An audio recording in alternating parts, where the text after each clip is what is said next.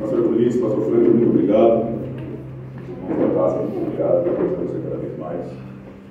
Agradecer a Deus pela vida do irmão Milton, da sua esposa Hilda. Combater logo heresias. Cadê a pastora Meire? Fugiu? Na Bíblia da pastora Meire existe ex-amigos. Deve ser a transição para depois virar inimigo, só pode. Me chamou de ex-amigo hoje, estranho esse negócio, né? Eu vou começar a vir para a escola dominical aqui para ensinar uns negócios fortes. Amém? Que Deus abençoe cada vez mais sua vida, sua família, em nome de Jesus. Eu quero ser rápido. Tem um compromisso às 6 da manhã. Algumas reclamações que o Cleiton, na hora da pregação, fala muito. Mudei essa ordem. Minha pregação agora são só 15 minutos. Mas a introdução são 2 horas e as considerações finais do nosso debate mais 2 horas, então acho que não vai dar pena. O texto de hoje é Marcos capítulo 10, nós já até conversamos com ele aqui em um certo momento. Eu quero que você deixe sua Bíblia aberta aí.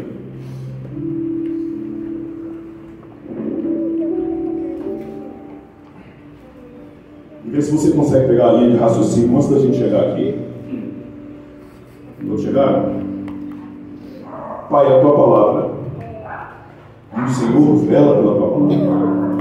Que nossos corações, Pai, possam ser uma terra onde a tua semente possa vir e brotar. E gerar frutos. E que nós deixemos de ser, pela tua graça, pela tua vontade, como aquela figueira que se manifesta como se tivesse fruto dentro dela, mas apenas aparências. Que hoje, Pai, a nossa identidade em Ti possa ser revelada, que a nossa vida possa ser mudada e moldada para a honra e a glória do Seu nome. E é em Cristo que nós oramos e agradecemos.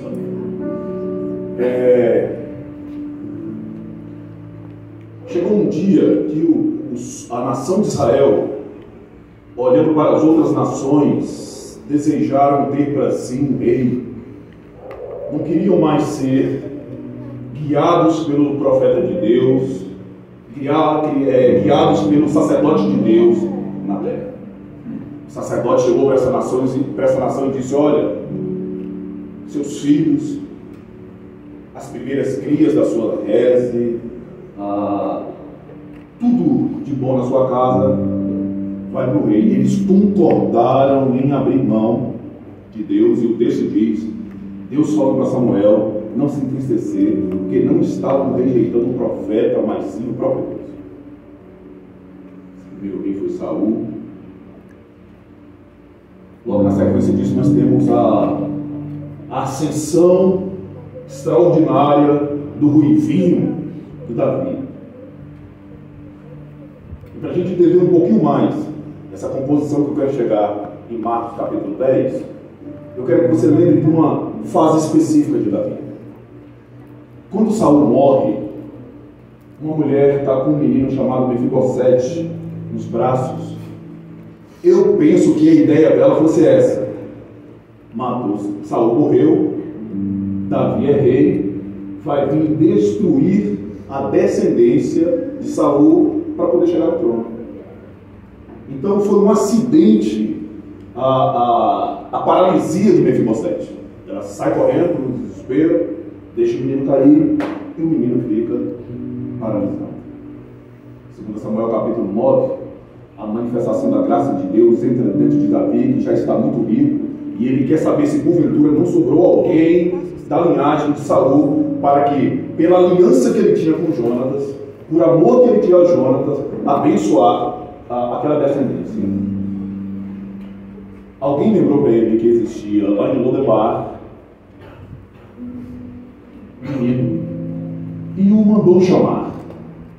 A palavra para aquele menino naquele momento é que a partir daquele dia ele comeria na mesa do rei. Mandou restituir as terras que Ziba estava cuidando com seus filhos, para que a família dele continuasse a trabalhar para poder gerar riqueza para Mefibosete, mas que a partir daquele dia ele estaria de contínuo sentado à mesa do rei. E eu preciso que a gente entenda a graça nesse texto, porque ele é coxo, ele tem paralisia nas pernas, mas a graça no texto de Apocalipse que diz que tem um Senhor extraordinário bater na porta e que vai abrir, e a sequência do texto diz que ele vai sentar, é porque sentado à mesa, com todos ao redor, não importa suas pernas, sua paralisia, sua dificuldade, seus problemas, porque a extraordinariedade está em cima da mesa. E mais extraordinário ainda é quem serve, quem nos serve. É o próprio Cristo, que hoje é pão, que amanhã há de colocar o pão que ele é na minha e na sua boca, nos servindo para mim agora no nome dele. O outro texto de Esther se faz importante lembrar. A rainha Esther, depois daquela trapaça de Mardoqueu, ela coloca toda a nação para poder jejuar por ela, que ela precisava se apresentar diante do rei. E o que foi que o rei disse para ela quando ela chegou? Depois que essa graça alcançou pelo tudo aquilo que está acontecendo na vida dela, o rei disse: pede e darei até metade do reino. Isso serve para o bem, para o bom, serve para o mal. Que nós temos uma outra situação. Dona Maria Salomé fez uma dancinha do TikTok, pediu a cabeça de João Batista, porque o cidadão falou exatamente a mesma frase: pede, até metade do reino te darei. A cabeça de um profeta vale metade do reino. É Gilson. Se a cabeça de um profeta vale metade do reino, Gilson, a sua vale o reino todo. Que ninguém queira tirar ela do lugar em nome de Jesus.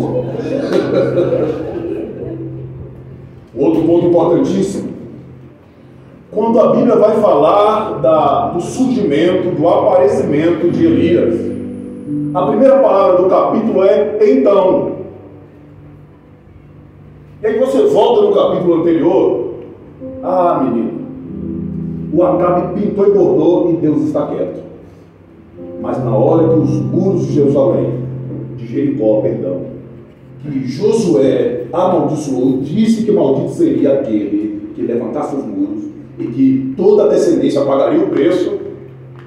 Quando esse ponto foi tocado, Deus levantou Elias para poder reestabelecer a ordem, reestabelecer a centralidade do que é o culto, do que é a adoração dentro de todo Israel.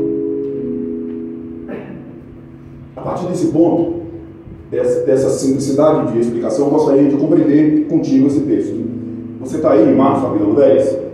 Não tem nada novo aqui para a gente discutir. Nós já conversamos muito sobre isso. Talvez seja apenas o meu coração, mas eu gostaria que você se atentasse a isso. Porque muitos de nós, e eu falo isso como pastor e com pesar no coração, estamos presos e amarrados em muitas coisas do nosso passado. Eu fico aborrecido com alguns irmãos que falam, e é bom até eu falar isso aqui, que é para você nunca mais chegar perto de mim com essa conversa. Olha, no passado era bom demais. No passado a gente pegava, ia para um monte. Ei, nós temos um Deus extraordinário que renova a misericórdia, a palavra, toda manhã. A gente deveria estar com um olhar atento para as realidades do futuro, e a gente está querendo. Foi bom, mas tem algo melhor, entende? E muitos de nós estamos amarrados em coisas boas e ruins que dizem respeito ao passado. E talvez o Senhor, nesse texto, venha nos trazer cura, libertação, venha nos colocar uma nova proposta de vida nele, para que o nome dele possa ser honrado e glorificado cada vez mais. Amém? Depois, foram para onde? O texto, Mateus capítulo 10, eu falei, não, Marcos 10. Falei 10, não falei onde? E ninguém adivinha. Que bom que não tem adivinho nessa igreja, porque se tivesse, tinha que jogar óleo, né? É do 46 em diante. É Marcos capítulo 10, 46 diante, está escrito assim: depois foram para onde? Jericó. Depois foram para onde? Jericó. Mas Jericó, na Bíblia, é um lugar bom? Jesus mesmo fala num outro texto que o irmão estava lá passando pela cercania de Jericó. Apareceu salteadores, desceu o Paulo, o profeta, roubaram ele, largaram lá. O pastor veio e ó, pastor gospel de hoje, deu a volta e foi embora. O Eduardo veio na sequência, ó, se meu pastor fez isso. Mas Jesus não tem problema com esses lugares, Jesus não tem problemas com esses ambientes. Eu costumava falar e volto a repetir que o sagrado para o Senhor é a vida, e seja lá qual vida for. Então depois foram para Jericó, e saindo ele de Jericó, e eu gostaria de voltar a tocar nesse assunto com você. Eu costumo falar e insisto em ensinar isso. Nunca foi bom a gente ser crente de ler a Bíblia. Caixinha de promessa de versículo, que tinha no tempo para trás, a gente tinha uma caixinha que pegava um versículo, deixa eu ver como é que está o meu horóscopo, gosto hoje, a gente tirava, né? E a gente guiava a vida em cima disso. Então, eu insisto que você seja um leitor da Bíblia. Que você volte às Escrituras com pressa. Que pare de pegar textos isolados para poder construir a sua fé apenas nisso. A Bíblia seja para você uma realidade da qual ela verdadeiramente é. Então o texto diz que eles estão saindo de Jericó. E por que eu estou informando isso? Eu estava conversando com o Miguel hoje de tarde, justamente sobre esse texto. Miguel, olha o outro texto que está falando da cura de Jericó. Olha, está diferente aqui. Agora olha o outro. Também está diferente aqui. Onde é que estão os textos, Miguel? Onde é que estão os outros textos que a gente está falando?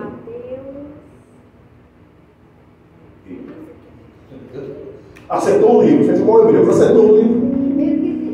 Mateus e Lucas. Depois você dá uma olhada e você vai ver que existem diferenças. Então ele está saindo de Jericó com seus discípulos e uma grande multidão. Aí aparece um nome. Qual o nome que aparece aí? Bartimeu. Algumas Bíblias estão entre parênteses dizendo algo importante, que esse homem é filho de Timeu. Então esse não é o nome desse rapaz. É a identificação que ele tem, porque ele tem um pai. Ou no caso, historicamente falando, ele tinha um pai. Ele era filho de alguém que era chamado Timeu. Esse não é o nome dele. Jovem tem muito disso. Quando a gente é comparado com o pai, você tem a cara de seu pai. Uma vez eu estava em São Paulo, na Sé, um batalhão de gente, um cidadão olha para minha cara, você é filho do Juvencio? E eu olho para meu pai, eu sou bonito, meu pai não é. Uma vez eu estava aqui na Corda 8, o Nilson e a irmã Edna até vieram correndo. Até agora você morreu. E quando eles voltaram, estavam com os policiais em minha volta, né? Não sei se eles voltaram correndo. Eu sabia! Ou, calma lá. E aí um policial que me viu apenas quando eu era pequeno, 6, 7 anos, me olha agora, um dia desse, e me acha que eu sou parecido com meu pai. E eu olho para o meu pai, fico olhando para trás dele e não tem nada a ver. E alguns de nós não gostamos dessa identificação. Nem tampouco física, muito menos espiritual. Talvez nós sejamos como Pedro. Você não é um daqueles que estavam com ele? Não. Você é crente? Aí dependendo do ambiente que você está, você diz? Não. Então esse homem não tem nome. Ele tem uma identificação do seu pai. Quem dera você não tivesse nome.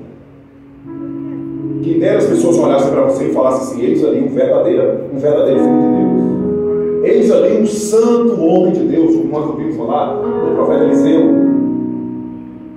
Mas nós estamos e nos formamos igreja cheia de eus. Que nós somos, que nós temos, que nós podemos. E nós não queremos construir uma identidade a partir da identificação que nós deveríamos ter com o nosso Pai Celestial, com o nosso Pai que é Deus. Então esse Bartimeu não é o nome, mas a identificação que faz referência ao seu pai. A história diz que esse homem era um capitão, um general, e que nessa invasão de Roma para Jerusalém, a oposição dele fez com que ele fosse morto, e feriram e cegaram seus olhos para que ele, porventura, crescendo, não viesse a se vingar. Estava sentado junto ao caminho, fazendo o quê? mendigando. Isso não deve ser uma cena agradável. Mas o texto segue dizendo: ouvindo que era Jesus de... começou a gritar. O que foi que ele ouviu? Ele ouviu que era quem? Jesus. De onde? E ele começou a gritar o quê? O que foi que ele ouviu? Eu vou ajudar vocês. Vocês são jovens ainda, jovens ainda, jovens ainda. Amanhã, velhos serão, velhos serão, velhos serão. Agora me ajude aqui, vamos lá. O que foi que ele ouviu? Jesus de onde? Vamos lá? Perfeito. E ele começou a gritar o quê? E o que foi que ele ouviu? E ele começou a gritar o quê? É aí que está a beleza dessa situação. Primeiro ponto que nós precisamos voltar à nossa vida é voltar a falar de Jesus. Os cegos, os coxos, os mancos precisam ouvir de Jesus. Nós precisamos ser uma igreja missionária, estabelecida em realidade de missões, nos preocupar como igreja com a vida. E alguns de nós até fazemos isso, apesar da dificuldade que nós temos de fazer com que essas pessoas caminhem conosco. Nós até saímos para poder anunciar, mas nós precisamos aprender, além disso, cuidar. Então, ele ouviu falar que naquela passagem estava Jesus de Nazaré. Um outro texto diz que quando o discípulo chegou para o outro e apresentou que ele tinha achado Cristo e que ele era de Nazaré, ele disse assim: pode vir coisa boa de Nazaré? Os discípulos e a multidão que estava caminhando com Jesus tinha o mesmo pensamento, tinha a mesma mentalidade e o mesmo conceito. Eu estou andando atrás desse rapaz, estou andando atrás desse rabi, estou andando atrás desse marceneiro, mas ele vem de Nazaré, não para Bartimeu. Quando ele diz Jesus, filho de Davi, ele vai lá no ponto onde nós falamos. Ele vai acessar uma realidade de um reino. Primeiro reino, o reino espiritual. Lá no Evangelho de João diz que todas as coisas no céu são estabelecidas nele. Então Bartimeu, cego, enxergam realidades que estão muito além do campo da nossa visão física. Quando ele estabelece Jesus, ele está falando de um reino. Quando ele chama filho de Davi, ele está mostrando uma realidade do governo que diz respeito aqui na terra. Então, está todo mundo gritando, está todo mundo caminhando atrás do homem de Nazaré. E o cego carrega uma revelação, da qual ele não abre mão da identidade que ele tem e reconhece que aquele homem é um pouco além do que todo mundo está falando, do que todo mundo está dizendo. E aí, a igreja que fez ele ouvir que ele era Jesus que estava passando ali, começa no versículo depois repreender para que ele se cale. Nós não temos essa dificuldade. Nós não somos assim como igreja. Muitas das vezes nós lutamos e, como nós gostamos de dizer, conseguimos uma alma para Jesus. E quando essa pessoa vem ao nosso meio e nos seus primeiros clamores das suas dores, nós mesmos começamos a repreender, expulsar, expurgar ela do nosso meio. O texto segue dizendo que por mais que ele tivesse essa repreensão, mais alto ele gritava a seguir: Jesus, filho de Davi, tem misericórdia de mim. Jesus, filho de Davi, tem misericórdia de mim. Jesus, filho de Davi, tem misericórdia de mim. Ele carrega isso. O texto diz, nós somos no capítulo 49, que Jesus, parando, disse que o chamasse. E chamaram o cego, dizendo-te: tem bom ânimo, levanta-te, que ele te chama. Ô Paulo, presta o paletó aí. Não, esse Paulo nem cabelo tem. Imagina o paletó. Sabe, meu amor, cara?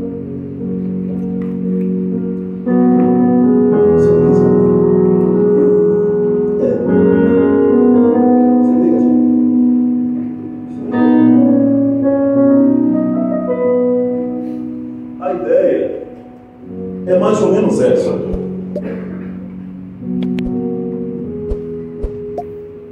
O texto na sequência diz que ele abriu mão da capa e foi. E aí a gente volta para entender um pouco mais da capa. A capa é, para esse homem, Bartimeu, uma autorização de Roma para ele ser o quê? O cabelo começa dizendo? Mendigo. Ser mendigo é bom? Mas ele tinha um privilégio dentro da mendicância. Vem cá, Dara. Senta aqui. Vem, Miguel. Miguel é o alguém do Império Romano. Quando Miguel do Império Romano aparece, a mendiga que não tem capa tem que levanta e sai correndo. O Bartimeu pode ficar porque tem autorização, tem alvará da prefeitura para poder funcionar. O mendigo que não tem, olha para o Bartimeu e fala: você é bênção. Você é um privilegiado, você tem que estar conosco. Eu acredito que 99,9% dos outros mendigos, para não dizer que todos os demais foram ele, talvez quisessem dar uma surra no Bartimeu, só não deram porque talvez em algum momento tem um guarda romano protegendo o filho de alguém que foi general, capitão, seja lá o que a história diz. Largar essa capa para poder ir ter com Jesus é a esperança guardada no coração durante muito tempo de que eu não quero que a minha identidade, que a minha identificação esteja associada com o que eu estou vivendo agora. É o Bartimeu dizendo para mim e para você hoje: eu estou mendigo, eu estou sofrendo, eu estou doente, eu estou com problemas, eu estou... Amanhã Jesus passa, eu me lanço nele, sucesso. Abrir mão dessa capa, não se sabe por quanto tempo essa capa está guardando as esmolas que ele recebeu. Abrir mão disso para poder acompanhar aquele que está nos servindo, que está passando. Se a mentalidade de quem está aqui é Jesus de Nazaré, ele vai como eu e você vamos. Como é? Levantei, Sara. Eu vou servir Jesus, mas eu não abro mão da minha capa. Vai que em algum momento eu preciso voltar. Vai que a minha vida com Jesus não está certo, eu volto para cá. É triste, e talvez isso revele um pouco de mim e de você. Nós somos assim. A Bíblia diz que Cristo não tinha onde recostar a cabeça. Nós temos. Nós temos sempre um lugar para poder voltar. Na hora que a dor aperta, na hora que o nosso pé toca no deserto, quando a vontade de desistir vem, a gente começa a sentir saudades e delírios do passado. Começa a ouvir a música daquela banda que a gente gostava e o pé começa a devagarzinho. Nós temos sempre um ponto, nós temos sempre um lugar, porque nós não nos lançamos integralmente em Cristo. Aí cabe o que nós falamos sobre Davi. Porque quando esse rapaz sai e abre mão dessa capa, ele acessou uma realidade em Jesus que é o governo terreno. O que foi que Davi fez com Mefibosete? Restituiu todas as terras que ele tinha por ser filho de Jonas, neto de Saul. O que é que Jesus, qual é a ideia, com o que está no coração do Timeu? É meu. É herança. Conquista do meu pai. Não está usufruindo disso. Jesus, filho de Davi. Eu necessito dessa restituição de volta. E tem muitos de nós assim. E nós não estamos recebendo, porque todos nós temos uma capinha. Ou quem sabe um pedaço dela vai que a gente precisa evangelizar o Império Romano. Eu chego com essa identificação e eu passo. Ele abre mão da sua capa. E a coisa mais extraordinária desse texto acontece agora. Jesus diz assim: o que queres que eu te faça? Não foi isso que o rei falou para Esther?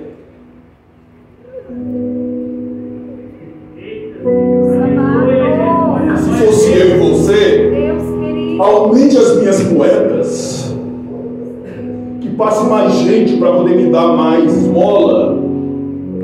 Se fosse eu e você, me dê um ponto melhor, num lugar mais estratégico,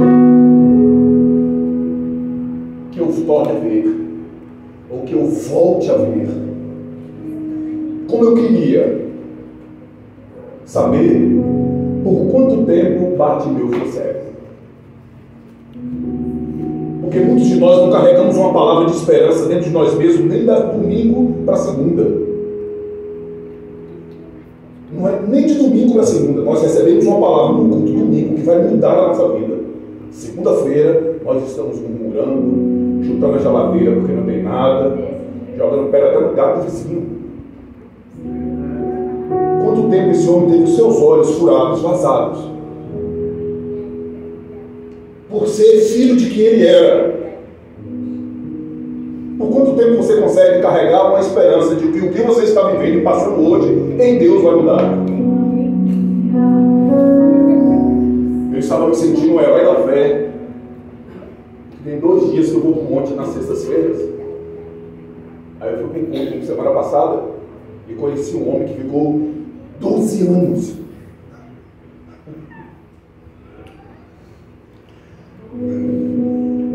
Eu entrei lá como Batman.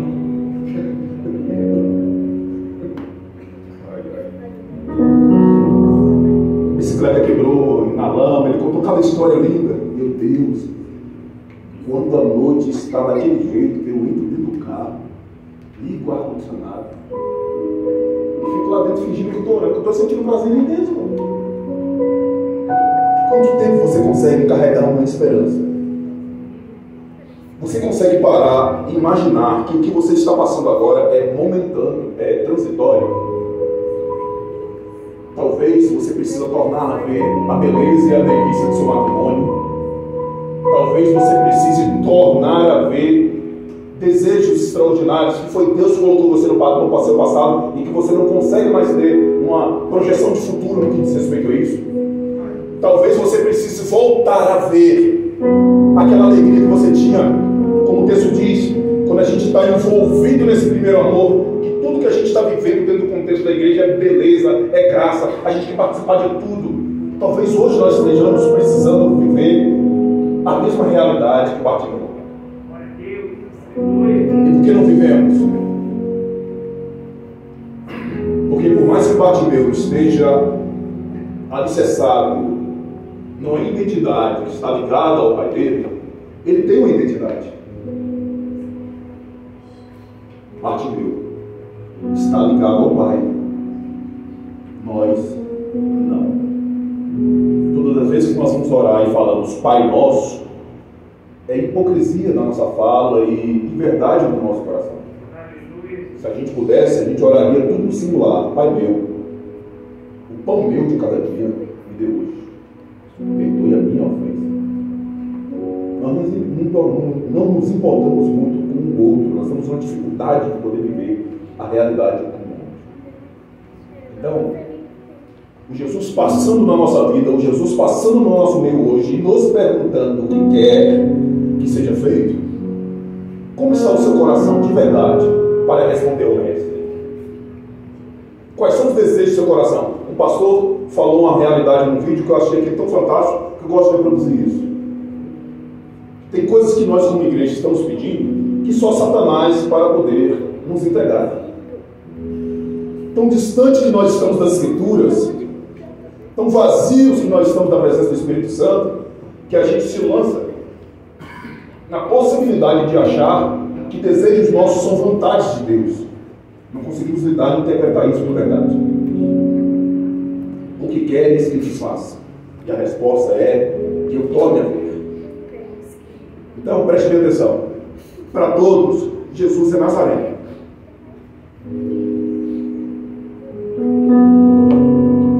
Não passa de alguém que veio de um lugar que não tem nada para poder oferecer. Para Bartimeu, ele consegue ir além. Eu estou vendo o rei passar.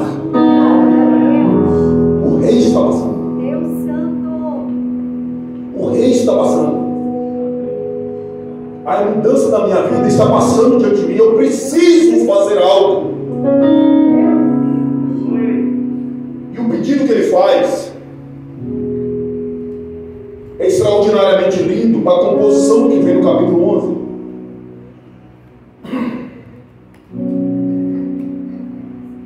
O versículo 33 diz, mestre, que eu tenho visto, versículo 52 diz assim: Jesus disse, vai, a tua fé te salvou. O que foi que salvou? E aí eu mostro no texto do Miguel, Jesus nesse texto teve que tocar nesse cego. E aqui não? Como a nossa fé é efêmera, como nós somos rasos na fé, nós não conseguimos carregar uma realidade de fé dentro das dificuldades das quais nós estamos passando. Tudo nos desespera, tudo nos apavora, nos gera medo, pânico, pavor, ansiedades, fobias. Que tipo de fé que nós temos?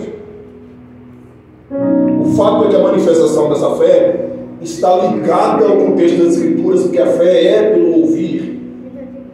E a sequência do versículo diz a palavra. Então a dificuldade que nós temos com fé diz respeito da distância que nós estamos da palavra. Então, eu tenho um testemunho aqui do Paulo. De vez em quando ele vai chorar algumas situações comigo. Paulo, queria vergonha na cara. O que está faltando para você resolver isso é Bíblia. Vai para casa, abre a sua Bíblia, vai ler e vai aprender, deixa isso entrar aqui dentro. O Edson, que está aqui sofrendo tanto, perdeu até a barba, já tudo ouviu isso. Oração e voltar para as Escrituras. E nós precisamos voltar a ter isso. Porque a fé sara, a fé cura, a fé me tira de uma realidade de mendicância para me tornar um seguidor daquele rei que está andando. Por que nós estamos vivendo tanto paralisias como igreja? A ausência da fé. Acompanhe comigo o capítulo 11, para a gente poder fechar. E logo se aproximaram de Jerusalém, perdão, o final desse 52 diz assim: e logo viu e seguiu a Jesus pelo caminho. E logo viu e seguiu a Jesus pelo caminho. Então a narrativa diz que a partir desse momento, aonde Jesus vai, tem um homem que carrega uma revelação. Ei, era Jesus de Nazaré até aqui, porque a minha conversa daqui para frente vai revelar quem esse homem é de verdade. Então, a sua cura, a transformação da sua vida vai revelar para o outro quem Jesus é de verdade. E nós não podemos mais ficar insistindo nesse cristianismo apático, distante das Escrituras, que nós temos enraizado dentro de nós. Aí o capítulo 11 começa assim: logo que se aproximaram de Jerusalém, de Betfagé e de Betânia, junto no Monte das Oliveiras, enviou 12 de seus discípulos e disse-lhes: ide à aldeia que está de frente de vós, e logo ali que entrares encontrareis preso um jumentinho sobre o qual ainda não montou homem algum. Soltai-o e trazei-o. Se alguém vos disser: por que fazeis isso? Dizei que o Senhor precisa dele, logo o deixará trazer para fora, para aqui. E foram e encontraram o jumentinho preso na porta entre os dois caminhos e o soltaram. E alguns que ali estavam disseram: que fazeis soltando o jumentinho? Eles, porém, disseram-lhe que Jesus lhe tinha andado e deixado ir. E levaram o jumentinho a Jesus, e lançaram sobre ele as suas vestes, e assentou-se sobre ele. E muitos estendiam o que pelo caminho? Estendiam o que pelo caminho? Repete mais alto: estendiam o que pelo caminho? E outros cortavam grupos de árvores e espalhavam pelo caminho. E aqueles que iam diante e os que seguiam clamavam, dizendo: Hosana. Para aqui um pouquinho. O que significa Hosana? O que significa Hosana? O que significa Hosana? Nós confundimos. Nós associamos Hosana com um contexto de adoração, e não é. A resposta para o significado dessa palavra é: Senhor, socorre-me. Senhor, apieda-te de mim. Senhor, tem misericórdia de mim. O que foi que Bartimeu disse quando Jesus passou? Hosana. Quando entraram em Jerusalém, por que fizeram isso? Traz o paletó, menino, em nome de Jesus. Pode chamar o O que as pessoas fizeram?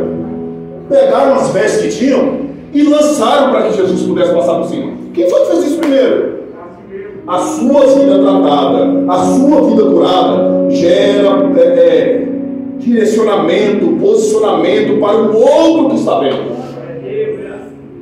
Quando ouviu falar que Jesus estava passando, que Jesus de Nazaré estava passando, ele se movimentou porque ele carregava uma revelação. A partir da vida de Bartimeu em diante, está entrando no rei de Jerusalém. Eu não tenho vestes para poder colocar, corte uma árvore, faça alguma coisa, se movimente, mas o rei de Jerusalém está chegando. E o rei foi revelado, porque aquele cego tinha cegueira somente nos seus olhos, mas carregava um despertamento espiritual dentro de si, tinha fé, carregava esperança. O momento que ele estava vivendo era transitório, ele não parou naquilo, ele não parou naquele lugar. Nós já lidamos com pessoas em situação de mendicância, de vulnerabilidade. E a dificuldade que nós temos de colocar no coração daquela pessoa que aquela vida, que aquele momento é transitório, é insuportável. As pessoas preferem depender o resto da vida de uma cesta básica do que acreditar numa palavra que vai tirar ele daquele cativeiro e que amanhã ele vai estar ajudando uma outra pessoa. A pessoa prefere viver a instabilidade da realidade do divórcio do que crer que Jesus pode entrar no casamento, restaurar, transformar. A pessoa prefere crer que o filho vai morrer nas drogas do que acreditar que joelho colocado no chão pode transformar a história daquele menino que você não sabe o que é. O que é que está acontecendo com a gente como igreja?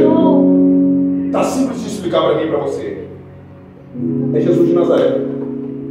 Jesus não é o meu e o seu reino. É Jesus de Nazaré. Jesus de Nazaré eu desprezo como nós desprezamos. Jesus de Nazaré eu não confio como nós não confiamos. Jesus de Nazaré eu acesso quando eu quero, quando eu preciso, porque no momento que é rei, ele precisa governar e dominar a minha vida por completo. Ele veio para que nós tenhamos vida e vida e abundância. O outro texto diz que se nós conheceremos a verdade nos libertará. Preste atenção. A mentalidade coach teológica, como eu gosto de falar, dos dias modernos de hoje, nos estão inserindo dentro de uma realidade que liberdade é viver as promiscuidades que o nosso coração anda gritando. A liberdade do Senhor é cativeiro para a sua vida. Paulo disse que estava preso nele. Você só é livre de verdade como cristão, como ser humano, a partir do momento que você obedece ao que está escrito, à vontade dele. Não é essa promiscuidade da qual nós estamos pensando e vivendo. Quer ver liberdade? Quando alguém te dá um tapa no rosto, oferece outra face. Aí eu vejo que você verdadeiramente está livre. Quer ver liberdade? Quando chegar em casa hoje, pegue a sua segunda túnica e dá para alguém que não tem, que aí eu tenho certeza que você está vivendo liberdade. Quer ver liberdade? Quando alguém te esforçar a andar uma milha, caminhe a segunda com ele. Verdadeiramente você está livre. Quer ver liberdade? Perdoe. Quer ver liberdade? Perdoe. Como eu disse hoje para uma irmã, perdoar não é sentimento, é uma ordenança que Deus te dá. E sabe por que nós não perdoamos? Nossa fé é rasa. Senhor, a perdoar dessa conta matemática que você fez, aumente a minha fé. Sabe por que nós não perdoamos? Porque nossa fé é rasa. E é por isso que muitos de nós estamos estacionados na mendicância da vida, chorando, implorando migalhas da abundância que Deus já preparou para você. É por isso que muitos de nós estamos querendo autorizações para poder continuar no mesmo estágio e no mesmo patamar que nós estamos. Se a palavra do Evangelho é para ir, se a palavra do Evangelho é para romper, é para seguir para o alvo do qual Cristo o é. Querendo de algum modo que se apiedem de nós na condição de mendigo da qual nós estamos. Então,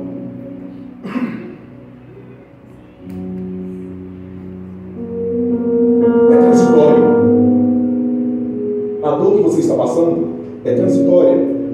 A dificuldade que você está vivendo dentro da casa, dentro do lar, é transitória. Pastores, a dificuldade que está se vivendo como igreja é transitória. E como é bom essa dificuldade? Que essa dificuldade vai fazer com que os nossos olhos enxerguem que o Jesus de Nazaré é rei na terra e nos céus. Governa tanto terra quanto os céus. Tem que ter muita identidade em Cristo para poder fazer o que Bartimeu fez. Tem que verdadeiramente querer abrir mão da sua vida, da sua história por completo, para poder construir uma história nova a partir daquele momento, para fazer o que Bartimeu fez. E como eu gosto de falar, tem que ser muito homem, para poder emprestar a sua vida, para que Deus, a partir da tua vida, transforme, molde, modele a vida de outras pessoas. Então, todas as vezes que você ouvir falar de Jerusalém, foi o cego que viu. Todas as vezes que o Salmo diz que nós devemos orar por Jerusalém, foi o cego que viu que um rei estava chegando ali.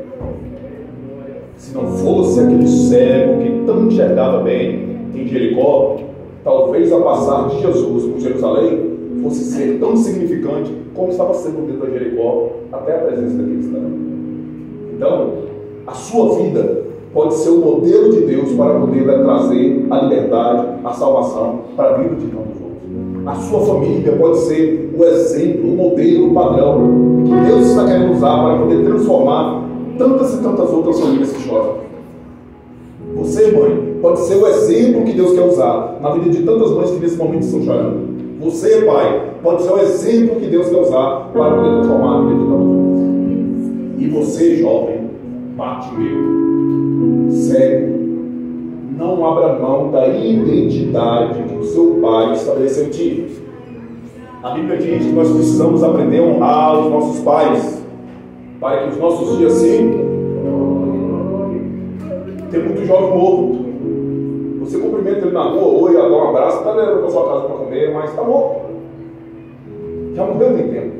Já não carrega mais a essência dentro de si. Eu quero terminar nisso. Quero convidar você para ser parte dele. Para você se tornar cego para as coisas das realidades desse mundo, para poder acender essa chama da esperança e da fé dentro de você. Para que você reconheça de verdade. A Bíblia diz, e eu acredito tanto nessa escritura, que aonde houver dois ou mais reunidos no nome dele, ele faz presente mesmo. Eu não acredito, não. Tira os adultos, vamos apostar nas crianças que elas carregam o reino. Eu tenho certeza que pelo simples fato das crianças estarem aqui, eles já se manifestam. Então, que sejamos Bartimeu, para poder sair dessa realidade de um Cristo, que é a obrigatoriedade do meu culto no domingo, para sair da obrigatoriedade de um Cristo, que é o meu padrão de vestimenta, que é a minha forma de falar, para poder sair da obrigatoriedade de um Cristo, que se eu não for, o pastor vai brigar, o irmão não vai gostar, para viver uma realidade que se verdadeiramente reconhece que ele é rei, e que quer ter um relacionamento, que quer sair dessa história e abrir mão de tudo que tem nesse momento, porque ele pode fazer muito mais do que a mendicância tem dado, ele pode fazer muito mais do que Roma tem dado, ele pode trazer muito mais que a tua vida até aqui, pode te entregar e pode te oferecer. Eu quero te convidar para ser Bartimeu, para poder aprender a carregar dentro de si a esperança de que, por mais que a vida nesse momento esteja com muita dificuldade, que isso é momentâneo, que isso é transitório.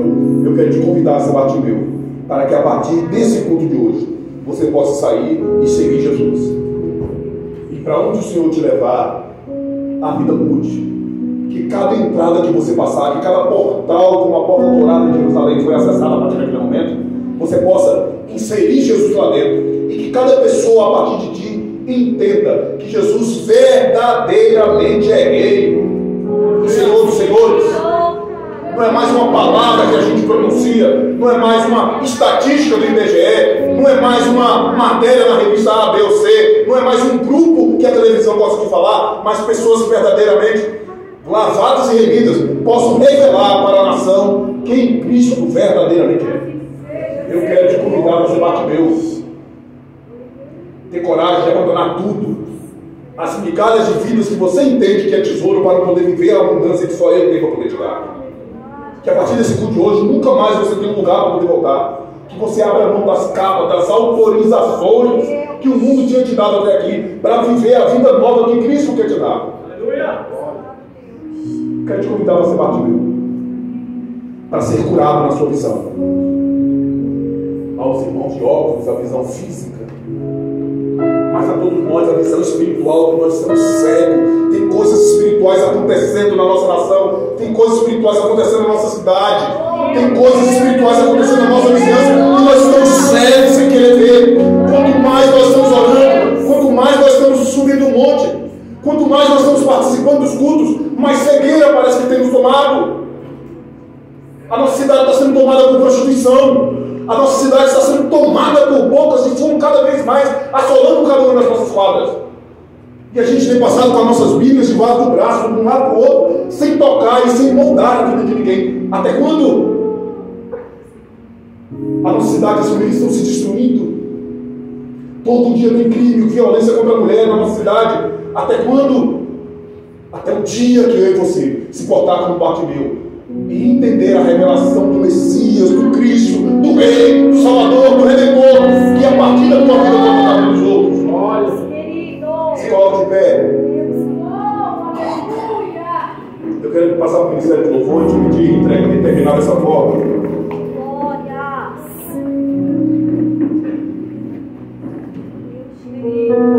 Pedir que você se identifique, que você se ache, que até no seu silêncio você tem coragem de falar para Deus quem você é. Por mais estranho que pareça ser, quem você é para Deus, é o momento de você chegar para Deus e falar: Senhor, isso sou eu. Eu sou dessa forma, eu sou assim. Chegou o momento da gente parar com a sabotagem que nós temos feito na nossa vida dia após dia. Chegou o momento da gente viver uma metanoia, como o William falou aqui no momento. Porque nos nossos dias de hoje a gente pega o que nós éramos, coloca a palavra gospel e fica desse jeito. O ladrão gospel, o pagode gospel, tudo é gospel. A gente vai colocando tudo isso como se fosse um momento de santidade para Deus, sem ser. É preciso mudar. Que você tenha coragem, na sua oração nesse momento, de colocar diante de Deus as suas deficiências, as suas dificuldades.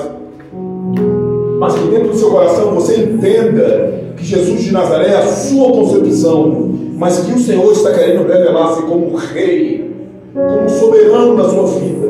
Que o Senhor quer te sarar, que o Senhor quer te curar, que o Senhor quer entrar no mais profundo da sua alma, ao mais profundo da sua existência, e quer criar um elo de ligação entre você e esse Pai extraordinário que Ele é.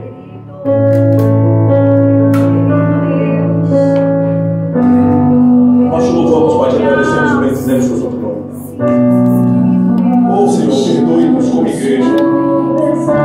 Perdoe-nos, Senhor, como família. Perdoe-nos, Senhor, como seu servo e como seus discípulos. As hipocrisias do nosso dia a dia, Pai, tem feito com que nos distanciemos cada vez mais de Ti. A Tua palavra não é prioridade, Pai, na nossa vida. A oração, Pai, é um momento que nós só acessamos nas horas de muita dor e de muita angústia. Nós queremos te pedir perdão